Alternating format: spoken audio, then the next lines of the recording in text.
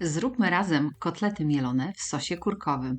Prosty przepis, a danie wychodzi naprawdę bardzo pyszne.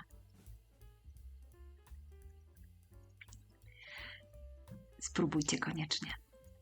Zaczynam od mielonego mięsa, do którego dosypuję wszystkie przyprawy. Wypisałam je oczywiście w opisie rolki. Dodaję również startą cukinię na tarce o grubych oczkach, natkę pietruszki, lubczyk i jajko. Mieszam dokładnie i odstawiam. Następnie daję do rondelka sporo oleju i na oleju będę obsmażać moje kotlety. Formuję takie całkiem spore kule, obtaczam w mące pszennej i układam na oleju, rozgrzanym oczywiście. Jeden obok drugiego. Nie bawię się w jakieś bardzo małe, więc robię takie konkretnie większe. Mięso mielone mam z karkówki. Takie lubię najbardziej. Smażę z każdej strony na złoto, na rumiano, jak wolicie. Po obsmażeniu zdejmuję na bok,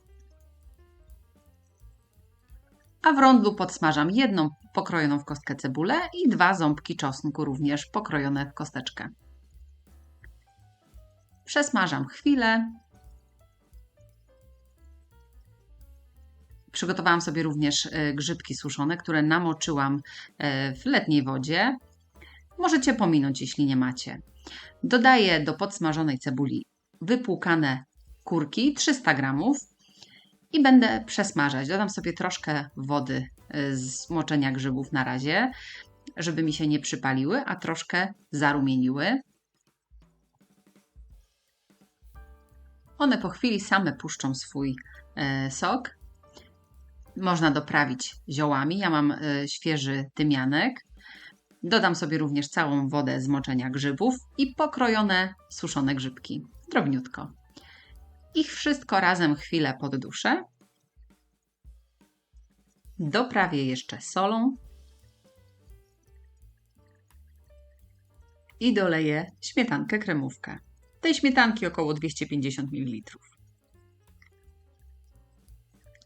Poczekam, aż mi się wszystko zagotuje i włożę ponownie moje kotlety. Z kotletami jeszcze podgotuję dosłownie kilka minut, żeby doszły mi w środku i nie były już surowe, no i przeszły smakiem sosu. Sos w międzyczasie się odrobinę zagęści. I gotowe. Ja koniecznie na koniec jeszcze dodam sobie odrobinę natki zielonej pietruszki i lubczyku, który zerwałam w ogrodzie i posiekałam drobniutko.